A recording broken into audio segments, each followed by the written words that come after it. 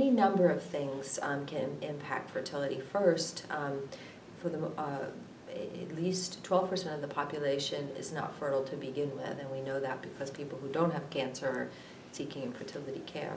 But it could be the cancer itself, such as the case sometimes with people with Hodgkin's lymphoma, that by the time they're diagnosed, particularly men, they're no longer fertile.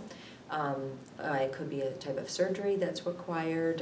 So for example, if you're going to have a complete hysterectomy, you're not likely to be able to carry a child. But primarily it is the chemo or the radiation that you're receiving. And even though we have some techniques, for example, that we can use with young women, we can move the ovaries out of the field of radiation, there could be damage done to the uterus so that it couldn't sustain a pregnancy.